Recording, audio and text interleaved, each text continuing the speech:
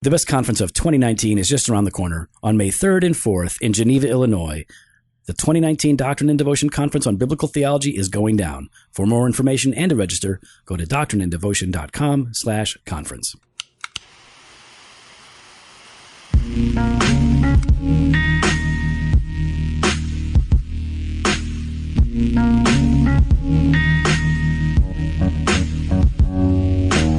Welcome to Doctrine and Devotion, a podcast exploring Christian faith and practice and Easter bunnies and helicopters. From a Reformed Baptist perspective, my name is Joe Thorne. I'm the lead pastor of Redeemer Fellowship in St. Charles, Illinois. And I'm Jimmy Fowler, executive pastor at Redeemer Fellowship. Why are you drinking the water? All the time with the water. What? It's all good. day I like long. water. We're like going places, we're doing things, we got meetings to have, and you're like, wait, I gotta stop. You open up your, because it's like all some highfalutin, high end. What does it say? What's it say on there?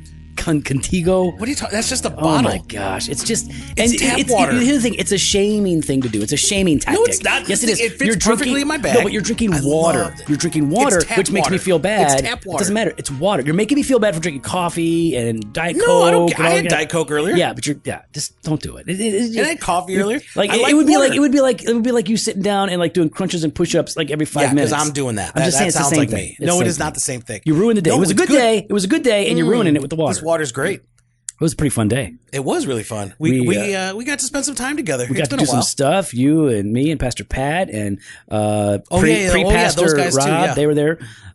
We even were able to squeeze in one game of canasta. Which we whooped up on. Oh my gosh, Steve! I thought he was going to cry. In Oh, fact, he was crying when he left. I think he was pretty close to crying. He got rocked acting so like bad. a little baby. Yeah, man, it was really fun. We, one of the things that we have to do from time to time is we investigate various places that could serve as a potential site for our church location. Yeah, because we're looking to go to 3 services at Easter, and we don't like that. And we are pulling that trigger. It is in motion. We're doing our thing. We have to go to 3 services, not because we're a big church, but because we have a small sanctuary. Yeah. And so from time to time, we check out various places. And today we checked out a place. I think it's going to work out well. It's pretty good. I mean, I don't want to like it too much because it's pretty nice. Because I like it. I like it, and it would fit us. You don't want to get your hope up? Don't want to get my hopes up because that's what happens. It happens. That's what happens. That's my life. I see something I'm like, that's really cool. That's a good opportunity. You're so pessimistic. That's reality. That is my life. That is not reality. You are just all about that glass is half empty. How do you live like this? How do you live like this? Okay, here's how I live. When I was 16 years old, my dad goes, "Hey, Uncle Jerry has a line on a car for you. It's a mint condition." It was like I don't know what year it was, but it was a Trans Am, right? It was like this blue with the T-tops, like the bird on the cover, on the hood, a fast muscle car. And I was like, you got to be kidding me. And he's like, yeah, the lady is getting divorced and it's her husband's car and she just wants to sell it real cheap because she's mad. Yeah. And I'm like, oh, I'll take it. And he's like, I'll benefit off their despair. $500. That's pretty good. $500. So, Joe, you should have known that. All right. So no. It's all legit. I go. And my dad and we're there, and Uncle Jerry's there, and there's the car, just glistening, like beaming, like sparkling in the sun, and so I go, all right, man, let me go talk to her. Like, I got the money, I want to pay. And Uncle Jerry's like, hey, listen, she's moving, right? See she's moving these boxes into the moving truck. Well, let's help her out. Like, she's doing you a salad. Let's do her a salad. Help move her stuff. Yeah, it's very nice. Yeah. I'm like, all right, fine. That's cool. I got it. So I go in, hi. And she's like, who are you? Oh, I'm Uncle Jerry's nephew, whatever. She's like, oh, thanks for helping. Right. I'm like, doesn't introduce me. So I'm moving all the boxes, get the whole thing loaded. I'm standing in the back of the moving truck, and I look, and this guy pulls in to the parking lot, like whipping in, like the tires are screeching, and he parks it real fast, hops out and runs into the apartment. I'm like, who's that guy? And Uncle Jerry's like, I don't know. And then the dude, like 2 minutes later, comes leaping out of the front door with these keys in his hand, like the sunlight is catching them as they're jingling in his hand. And he jumps out and gets into my car and drives away. That's my life. That's why I don't want to get my hopes up, because, this is a cool thing. This is a good opportunity. Maybe this could work. And then it doesn't work. I think we found your rosebud. I don't know that reference. So, Rosebud? Yeah. Is that Zuzu's Petals? Is that the same thing? Are you kidding me? Do you really not? You're not? Come on. Streetcar? No. With this? No. You really don't know? You didn't see it? What is it? Citizen Kane. No, I don't want to watch Citizen Kane. Oh, come on. What am I watching Citizen Kane for? Man. Hey, you know what though? It is Easter time. It is It is the holidays coming up. Like we're getting ready. We're going to do our Good Friday service like we always do. Do Easter. And we got an email about it, didn't we? Yeah. You want me to read the email? Go ahead. Go. Don't read the name. Oh, okay, yeah. We're going to redact the name. All right, here we go. I've noticed a lot of churches doing community events to point to their Easter services or their regular Sunday service. Some are doing photos with the Easter Bunny with an egg hunt or a helicopter drop. Do you think using church funds and resources for these events are moral and or wise? Is it good practice to use gimmicks to get people to come to church? Ooh, that's a good question. And of course, we're always pro gimmick. I mean, we are like all getting people to church by gimmicks, whatever works. We're super pragmatists. T-shirt cannons. Yeah, whatever. Water balloon fights in the sanctuary. No, it is a good question. And obviously, being really a part of the Reformed tradition and the Baptist tradition, and in that sense, the Puritan tradition, we're not big on gimmicks. We don't really like them. I mean, gimmicks are fine in their place, but not for drawing people to church. But why don't we just kind of walk through this a little bit, Jimmy? I mean, Easter, we celebrate Easter, right? And if we're talking about Easter, we're talking about the church calendar. Yeah, and that's the thing. I mean, it's for us as Reformed Baptists, it's not really that important to us, the church calendar. Like, we celebrate the highlights. Right? There's a highlight reel on the church calendar. Christmas. Yep, we do that one. Easter. That's pretty much it. Resurrection Sunday. Yeah, that's right. Because we're not big on the church calendar. I mean, a lot of the reformers and the Reformed tradition pushed back against it, not because of what it was trying to do, which is teach people broadly a scope from Scripture and the Christian tradition, but because it tends to elevate some Sundays over others. It introduces new rituals and means of grace that are not necessarily biblical. Okay. We get uncomfortable with that, so we're not big on it. But we do. We'll go ahead and embrace Easter and Christmas, right? And we'll do Good Friday, right?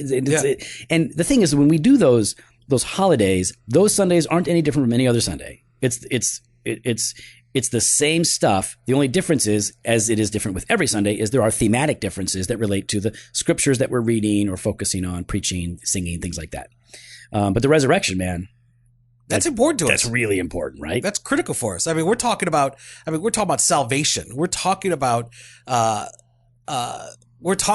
God dying on the cross, being raising himself from the grave. I mean, for us. If the resurrection is so important, if it isn't true, then we're the biggest fools. This is what Paul says. We're the biggest suckers in the world, right? Yeah, we're to be pitied. Yeah, in 1 Corinthians 15:14, right? If Christ has not been raised, then our preaching is in vain and your faith is in vain, meaning it's all useless. Our ministry, our calling, what we're laboring in and sacrificing for, it's useless. And even your faith, your personal, subjective, feel-good experience of Jesus is a big nothing experience. It is a zero. It amounts to nothing. We are of all people most to be pitied, Paul says, right? So Easter is very important to us. So then why should we do Easter? Or why do we, I guess, do Easter as a church? Because really we celebrate the resurrection every Sunday. That's the Lord's day. Yeah. First day of the week, Jesus rose from the dead. Up from the grave he arose with a mighty triumph for his foes. Right? Like that. That sound. We don't sing that song because it sounds terrible. Lyrics are good. The melody's no good. We don't sing it. Oh, okay. We're not going to sing that. I mean, I'll sing it now, but we don't sing it. Well, thank you for sharing. So why do we do it as a church? Well, I think there's a couple of reasons why most churches continue to celebrate Easter, even if they're not down with the whole liturgical calendar or church calendar. Okay. One is history, tradition. Like tradition, it is something that we have celebrated at this time of year, not because this is the specific date on which Jesus rose from the dead, but it's a good opportunity to highlight a doctrine that is critical to our faith. And so we say like, oh, this is going to be a day in which we hit it hard. Yeah, and along those lines, I mean, it is a cultural touch point. Mm-hmm. It's an opening for us that to engage in the community with, right? Right. And you see that often. We see more people show up on Christmas and Easter. And so that's an opportunity to proclaim the gospel. Yeah.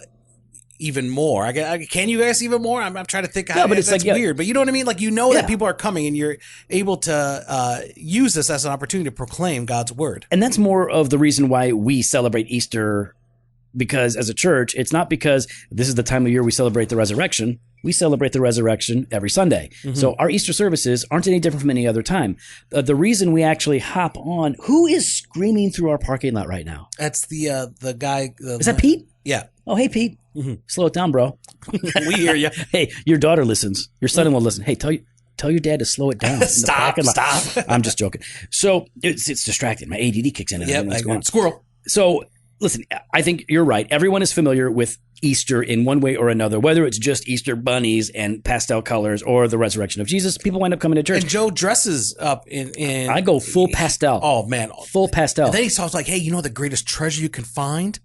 Jesus. Yeah. Well, that's why he's in that golden egg. That was a great. I personally, I struggled with your illustrations last Christmas. Oh, really? Yeah. Your golden egg and okay, you're lying. You're people searching know through. Okay, as we navigate. First of all, you said Christmas, you meant Easter. Second of all, as we navigate these people listen to my preaching.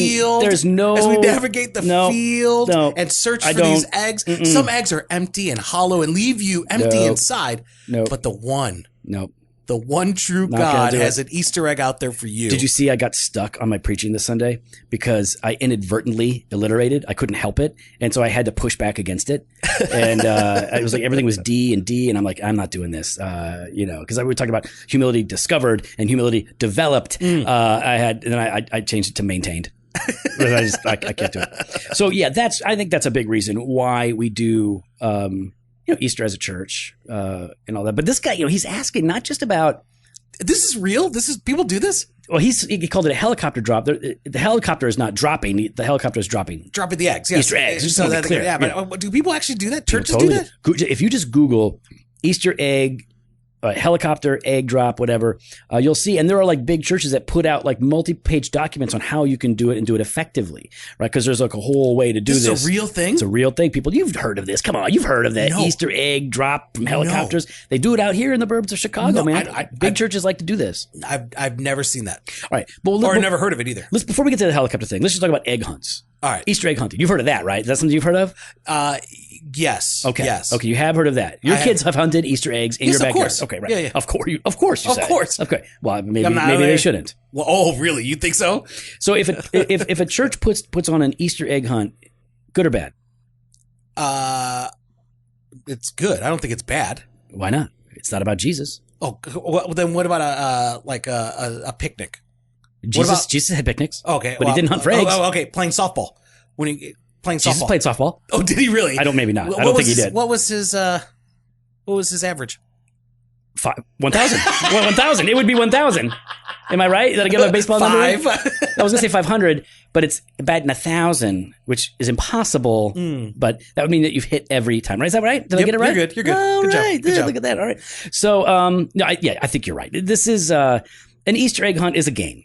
Eggs are hidden. Kids try to find the eggs. It's fun for the kids. It's no different than a bouncy house or volleyball or anything else. It's a good time. Barbecue. Barbecue. Now, just because a church has an Easter egg hunt doesn't mean that Jesus is getting left behind, right? Doesn't mean that Jesus is ignored. It's a game. The church is not Kirk Cameron Jesus. Yeah, they're not left behinding Jesus here. But the helicopter egg drop, that seems weird. Now, maybe it seems weird to us on the front end or to you because you're not familiar. Maybe it seems weird to you on the front end because you're like, helicopter. I know your first question is. Yeah, how much? What? I know that's your first question. How much? What's that cost? Who's paying for that? Yeah, what's this?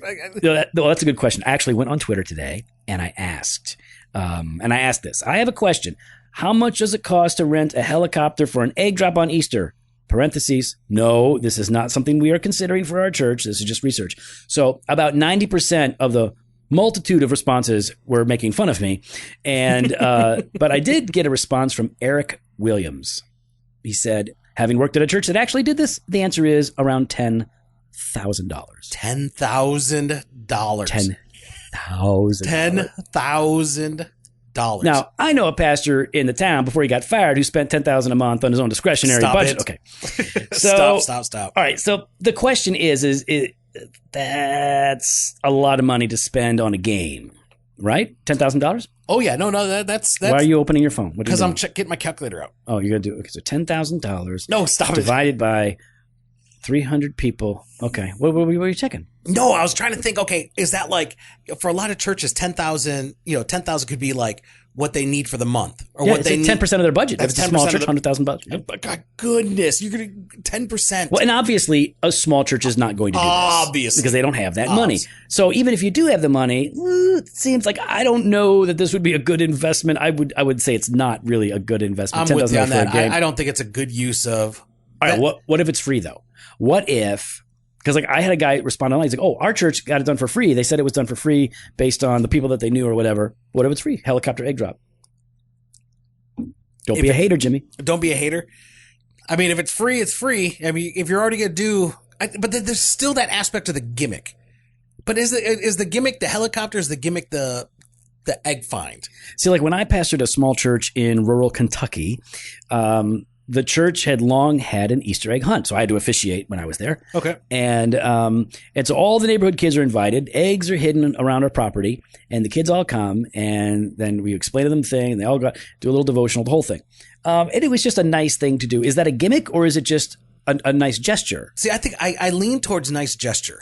I think it becomes a gimmick if it becomes the means by which you are playing on people's desires to get them to plug into your church. Whereas this little church in rural Kentucky was just doing it to be a good neighbor. Right? Yeah. Yeah, I'm with you on that, Joe. I think I struggle in my head, but I don't think it's a gimmick. I think that, but when I guess when I think of when you bring in the helicopter to me is the sticking point. Half of the responses to my tweet. Yep. Were Arnold Schwarzenegger. Get to the chopper. Putting on the camo on his arms. Yeah. All right. So maybe people would argue we're just loving our neighbors. We're just trying to hey, listen, y'all know y'all gonna do Easter egg hunts. Why don't you come to our church? We're gonna do this thing. But best case scenario, I want to be gracious. There's a lot of churches that are doing it because they want to serve their community. Right. Yeah, great. Good motives. Now I don't have it with me, but somebody sent an article through the Twitter. Through the Twitter? About this church that had one of these things, and it was an epic disaster, like Lord of the Flies. Like kids were like fighting, and parents were being crazy. It went bananas. So much for loving your neighbor and that thing. But here is more the gimmick level, right? So Next Level Church in Holden, Massachusetts. There's an article you can look this up online. They did a 100% free helicopter egg drop with a condition. You had to register online and you had to attend the Easter weekend service. And if you didn't do that, then you would not know the secret location of the egg drop and you wouldn't get the wristband and the bags. And then you wouldn't, if you didn't have that special stuff, pink egg collecting bags. That's right. So event staffers would be in the parking lot waiting and they would check for the authorized wristband. All right. That's the gimmick you're talking about. Like that to me is that's weird. I think that's wrong. I think that you're trying to get people are coming for the event, not Jesus. Right. It's so like in one sense, a lot of people will wind up coming to church for the wrong reasons. I don't want to feed into that. Right. Okay. So maybe you came because it's Easter Sunday. And so you're like, hey, it's the one time a year I go to church. I want to hear a feel good message. Mm-hmm. Great. Okay. So what I'm going to do is I'm going to preach the gospel, which will make you feel terrible. And if you embrace it, it will make you feel better. But you can't get to the good unless you really embrace the bad. And I think there's also the sense of like I think you're subconsciously telling people, right? Like to be part of the club, you have to buy in. Do you know what I mean? Like that to me is what's really messed up here is you're forcing people in when if your heart behind it, I think, is to serve the community, but you're no longer serving them. You're holding them hostage. Yeah. And I think we could, they would argue, I think in the best case scenario, they would say, listen, we want to give them the Easter egg hunt, but what's more important? The gospel. So before they come to the Easter egg hunt, we're just saying like, first you got to come to church because we want them to hear the gospel. We want them to get saved. That's our ultimate desire for them. Okay, great. But at this point, even if it's not about growing your church, even if it really is about reaching them, you've essentially said you're making them jump through hoops. Yes. That they really aren't interested in. Yeah. I don't like it either. No. But if we're just talking big picture, Jimmy, Easter egg hunt, you pro or anti Easter egg hunt? Pro. You're pro. Yeah. E. Pro Easter egg hunt. EEH. Eh. That's what it I'm spells. pro. So, all right. So if there's definitely a way to do it bad, we see a bunch of examples of that. If you're gonna do the Easter egg hunt, and we don't like the helicopter thing, but whatever. If Well, it's we for also don't free, do the Easter hunt thing. we don't know. We got time for that. Yeah, like I said, No. I'm when I say pro, it doesn't mean I want to do it. Yeah, you're not. I'm just saying you're I'm not against it. I think you're saying you could do this in a good way. Yes. All right. So if people are going to do an Easter egg hunt, what's the most important thing about them and their Easter Sunday and everything? Well, first, I think first and foremost is focus on Christ. That Jesus is the reason for the season, Joe. And so, just really focus on his work and what he has accomplished. Right. Satan is the reason for the treason. You're so proud. You're so that's proud. pretty good. Just pulled that right. But yeah, I mean, focus on Christ. Don't make it about the game. Don't make it about the hunt. Don't make it about the gimmick. Make it about the gospel. That's for your church, right? Yeah. So if you have an Easter egg hunt, though, you don't. Are you saying you have to make that about Jesus? How do you make an Easter egg hunt about Jesus? It's like the softball game. Well, like I said, you did it last year. Stop it. I know I didn't. So I think you're right. I think about Sunday and about the church, we need to focus on Christ. Yes. If you're having a party, if you're having a picnic, this is a game. This is an offering to the people. This is a nice thing. But I think you and I agree, it either needs to be closed to the public and just for your church, or it needs to be open to the public, but not conditioned upon whether or not there cannot they're be conditions. I would say just it's either open or closed. And I mean, preferably if you're going to do it, I would say be open. Yeah, like make it for everybody. Yeah. What do you get? You're going to have like 25 kids. All right, cool. That's great. They all know the gospel. You're blessing them. How about opening it up to the neighborhood and get like 25 more kids in there? And bless them. Yeah, and let them, who knows what God might do as you're blessing them. Might build some relationships, make some friends, might lead to the gospel being preached to them in the context of those relationships. Maybe they'll start to come to church on Sunday of their own volition, not because they're getting, kind of. Yeah, they felt cared for, they felt loved, and that's what they wanted. Cool. Yeah. They didn't expect anything from me. They didn't say I had to go. I can tell you this right now. If you tell somebody who doesn't go to church, you want to come to my thing, you got to first come to our service. What do we do in every service? We ask for money. So what does that tell them? Well, they want my money. Yeah, that's exactly what it tells, especially the unchurched. So when I was doing Young Life, I had a kid. He kept inviting his friend. And he was like, I got to give it to church. But his friend just didn't want to come. Like, dude, just pray. Keep inviting him. But be chill, be cool. One day he calls me like, dude, he's coming. I'm like, oh, man, praise God. He's like, yeah, I told him there was going to be pie.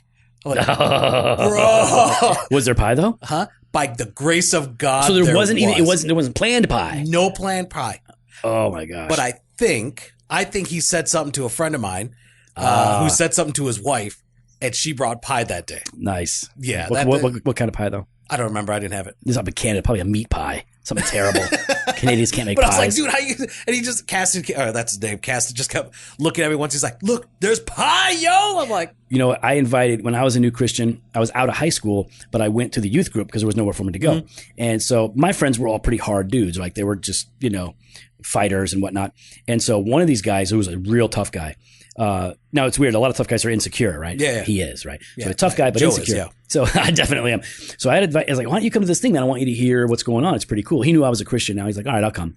And he's like, and he asked me, he's like, on the way, he's like, they don't make you do anything stupid, right? Like, I don't take off my boots or anything. I'm like, no, we don't do anything like that. So we get there. And we had this thing where everybody had to take off their shoes and throw them in the middle of the floor. Oh. And he happened to be wearing, this was before colored socks were a thing. It's in the 80s. He took off his cowboy boots, and underneath were these light red socks. Never came back. Homeboy never came back. He was so embarrassed. So, okay, Easter, egg hunt, good for everybody. Make it a game. Not conditioned upon anything. Yeah, it's got to be open. Good. Be open. You know what else is open, Joe? 7-Eleven, 24/7. Yeah, 7-Eleven, and the Doc and Devo conference happening in May. It's open to the public. Open it is to open everyone. to all who pay. We're going to pay to get in. I mean, of course. So, yeah, we got to go online and register. It's Easter egg hunt, people. We got to fly on these speakers. So, yeah, we got the conference coming May 3rd and 4th here in Geneva, Illinois. On biblical theology, we got Dr. James Hamilton, we got Doug Logan, we got Joe Thorne, we got myself, you got Jen Thorne, we got Nick Batzig, we got Phil and Jasmine Holmes, we got Steve McCoy-Pont. This is tell everybody amazing. What I'm sitting on right now. Like my office is packed. Our office is packed. What am I sitting on right now? A bunch of swag. I mean, it's just boxes of swag. Like all only kinds 400 sets. Name one. Name one set of swag that we're going to be giving. One book. Okay, one book. How about How about some J.C. Ryle, yo? Oh. How about Thoughts for Young Men from Banner of Truth? Oh, man. Yeah, now that's what, included? That's one of the things that you're going to get for free in your bag. But then we're also doing giveaways. I mean, like there's actually, you can get stuff that you're not going to get in your, and these giveaways are good. They're good giveaways. I mean, what I'm sitting on right now is awesome. And so you're actually, if you get this box, it's a big box filled with this stuff. My butt imprint is on the top. Oh, you're welcome. You're welcome. You're welcome. So head on over to drdevotion.com/conference and register. All right. What about Easter bunnies, man? What about them? Do you like the Easter bunny? I'm neither here nor there. How can you be neither here nor there? I don't really regarding care. Easter bunnies. I don't really care. Why not? Because I just don't. But there's a reason why you don't care. Why? Well, did you have a traumatic experience? No, I'm not having traumatic. I just don't care. I'm not. Did you grow up with Easter bunny? No. No, neither did I. Yeah, no, yeah. I don't remember my parents ever talking about the Easter bunny. Yeah. I mean, they did like the whole hide the eggs, right? Yeah, but you knew it was like parents hide the eggs. You didn't think there was like an anthropomorphic bunny running around hiding eggs. Yeah, and even with my kids, I don't talk about about the Easter bunny or nothing like that. They're too smart. They ain't buying that nonsense. No, the kids are like, no. Are you stupid, Dad? Don't be stupid. Where'd you hide them eggs, Dad? So where did the whole dumb Easter bunny thing come from? Like, what is... Yeah, it's a weird thing, right? It's a weird thing. Like, there's a bunny that like hops around and drops lays eggs. It lays eggs, and it's weird. It's chocolate filled. So actually, Time Magazine. What's the origin of the Easter bunny? I'm going to read this. You can find this online. Don't read the whole thing. It's too long of an article. Just okay. Yeah.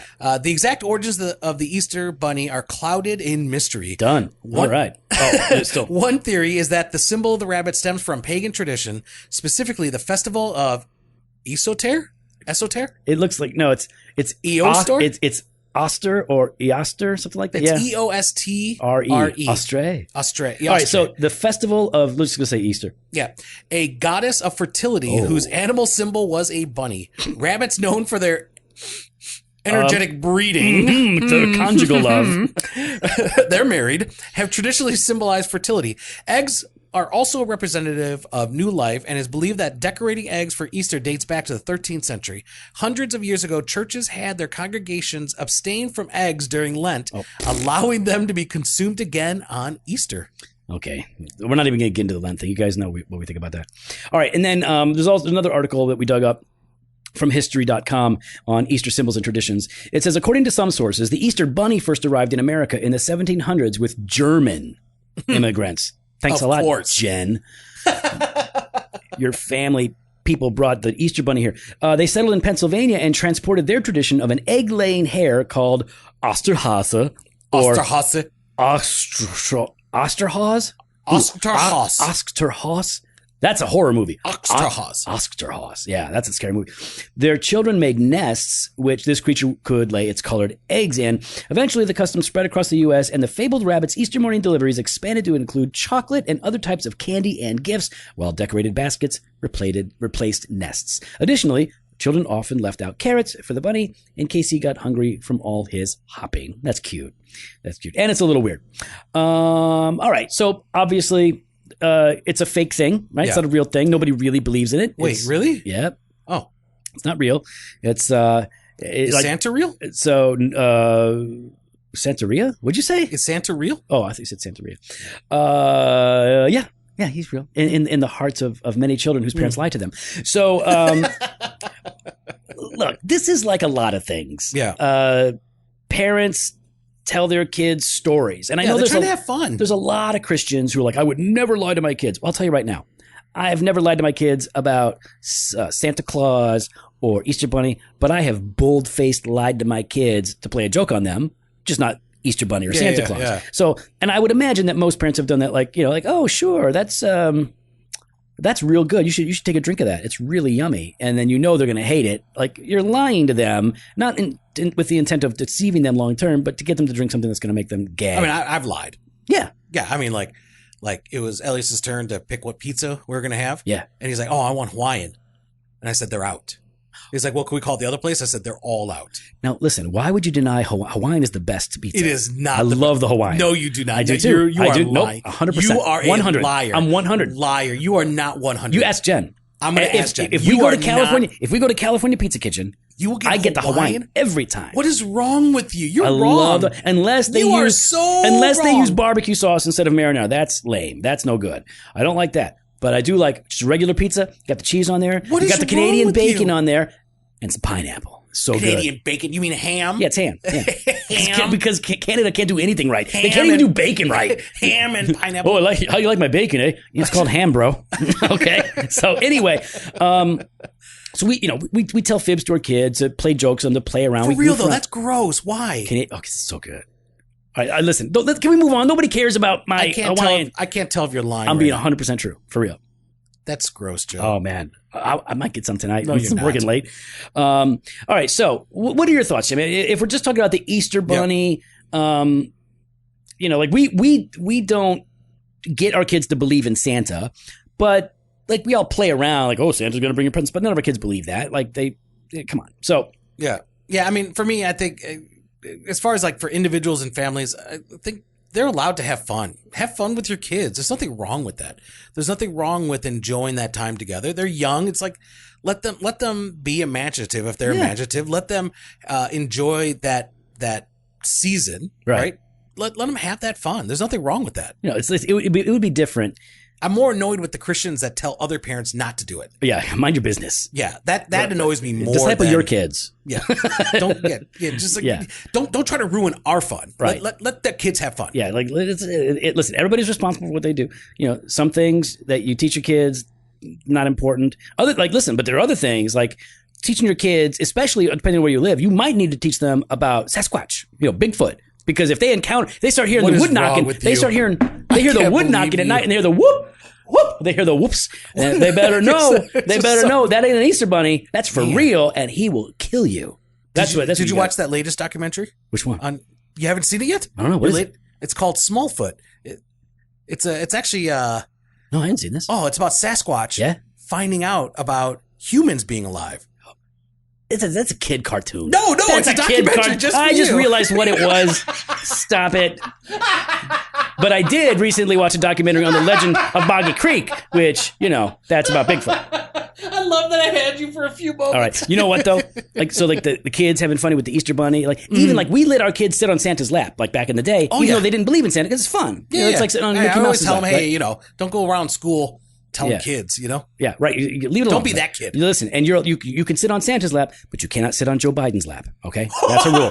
Now, what is wrong with you? Here's the thing: we have a store in town here in St. Charles called Ghoulish Mortals, and Ghoulish Mortals is a horror store. It's a storefront, right? And they're fully funded by Joe. Horror movie, artwork, and all kinds of stuff. Well, they have a scary Easter bunny that you can take a picture with. You better be careful. CNN's going to do another article about you. I'm really worried. I think all 2 people read that thing. Way to go, CNN. I'm pretty sure you drove more traffic. You drove more traffic to them than they get on their own. I'll put up a picture of the Ghoulish Mortals because I'm going to take my kids for the Easter bunny pic with Ghoulish Mortals. All right. I'm out of water. All right. So individual lit families kind of judge for themselves, but Jimmy and I are big on this. Like, don't mindlessly adopt cultural practices, whatever it is. Even if you think it's a good thing, think it through. Be careful. Be practical. Be wise. Yeah. Don't just do something because I'm allowed to do it. I'm going to do it. Well, listen. There are pros and cons. There are potential dangers. Make sure your conscience is clear. There's a lot of things you got to consider, right? So don't mindlessly adopt. Yeah. Don't lose sight of Jesus in the midst of this, right? That's the most important thing, especially for families and individuals, and churches. But here we're talking about the Easter bunny. If you're doing the Easter bunny thing, okay, but don't lose sight of Jesus. Yeah. What should churches do? Oh, go ahead. If you put effort into an Easter, an Easter bunny kind of experience, fine. Do you put effort into discipling your kids on the resurrection? I mean, you're going to hide eggs. The worst is the hiding of the eggs. I hate hiding them. I'm so glad my kids are older now, so I don't have to do that anymore. They run around and hide all these eggs. You got to make sure that every kid has enough of the egg. And then they bring their friends over. You got to have more eggs. So you're going to spend all that Jen time. Does all that for No, you. I did that. That was my job. Oh, you don't. She had to cook the ham and the turkey and all that stuff. And she ate all the eggs. No, I hid the eggs, and I did it with a bad attitude. No, you're sitting over there eating. You know what I started doing though? Pizza. What? You know what I started doing? We started inviting Michelle. They were always invited, but hey, Michelle, it's my sister. You like kids and stuff. Why don't you hide the eggs? And then I would just go smoke a cigar. Anyway, What were we talking about? We're talking about not if you losing put that sight much of time, Jesus. if you put that much time into like that kind of experience, man, there's no excuse for you to not put in time to teaching your kids about the resurrection, what the scripture says, evidences for the resurrection of Jesus Christ. What's a good logical, reasoned, historical argument for the resurrection of Jesus, right? Depending on their age, there's a lot of different ways you can go about it. I like that. What about churches though? So if individuals, we're giving them a wide berth. Churches too. You would say churches, when it comes to the Easter Bunny, wide berth, do what you think is best. No, I'm just going to say stop it. Yeah, stop doing that. Yeah. Stop it with the Easter Bunny. I'm okay with the egg hunt. I'm okay with all that, but yeah, that's where I say just stop. We used to have a preschool here in the building. I'm going to tell this story. Oh. So we used to have a preschool here in the building. When we got the building, there was a preschool in here that was under the authority of the church that was in this building before us. So we took over the preschool, right, to, shepherd it and to help it and facilitate whatever. And so some solid ladies working there, some godly ladies working there. And then there were some ladies there as well that pushed back on some of the things that we would say, maybe we should do this instead. So we really liked to let them do their thing. But when it came to like Christmas time, some of them were pushing Santa Claus pretty hard. And so, of course, this was always Pastor Pat's job. He had the worst job ever. So Pat would have to go and say, listen, Santa's cool. You don't have to be teaching anybody that Santa's not real. But this is a Christian preschool. This is an Orthodox Christian Evangelical Baptist preschool. And what we would like you to do is not push Santa. Leave Santa alone. Push Jesus, because it's the birth of Jesus. So we're going to focus on Jesus. And there was a whole lot of hate for us making that sort of a call.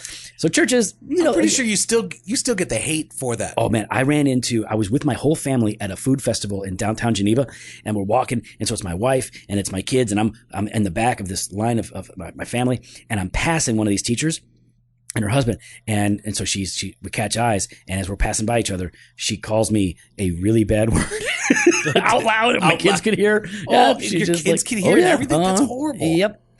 Yeah, she called me the A word. Oh. It wasn't arrogant. It wasn't antagonistic. Both of which are true. Yes. It wasn't caustic, adversarial. You get the idea. I get the idea. Yeah. All right. So, big picture here. All right, first of all, hey, thank you, dude, unnamed citizen, listener, lover of all things true and good. Thank you for the email. Is it a good practice to use gimmicks to get people to come to church? No, of course not. Don't use gimmicks to get people to church. Is it a good use of church funds? No, don't do that. Listen, love people and preach Jesus. And that gives us some room for disagreeing and doing things. But our take is don't use gimmicks to get people to church. We're about Jesus. We need to stay focused on Jesus. Yeah. Right. We do want to love our neighbors, and we should look for opportunities. Look for those opportunities. If you want to use this as an opportunity, use it. But like Joe said, don't try to have a captive audience. Don't try to do a gimmick. Don't make things mandatory. And I think we should just really be careful with the church's money. I mean, this is the Lord's money. It's not our money. It is not. We are called to steward it, and to steward it well. Think about that. And $10,000 on a helicopter. Why? That can go to your benevolence fund and help a family. I can refurnish my office, man. Stop it. I could go on a safari. Oh, I could go on a safari. First of all, that's not enough for you to go on a safari. Not if I want the big game. You got to go for the 20,000 on that. Yeah, that's. We're horrible people. Hey, seriously, especially when congregational churches are making decisions financially, and when elders or leadership in the church are making decisions financially, we had better remind ourselves again and again, this is not our money. This is not my money. Now, that means a couple of things. One, for the leadership, it means, okay, number one, this money belongs to the Lord, so we want to use it in a way that honors him and blesses people. And number two, it's not our money. It comes from the congregation. So while it is no longer their money, it is, in a sense, the church's money. It belongs to God. But so you don't just get to do whatever you want with it. You really got to be smart about these things. I think we should do an episode on church budget. Ooh, let's do that. Let's do that. We should do an episode on that. I'll put some notes together. Are you going to put notes together? Well, yeah, because Joe, I'll put notes. I always put notes together. I can do the budget. Joe, I can put your budget in there. You can't even budget you. I budget me all the time. You can. Jen budgets. Dude, I budget so well. I over budget. I'm over budget every day. That's how good I am. I'm an overachiever. I just had a text message with Krista today about you and how I won't even let you have a D&D credit card. I have the number.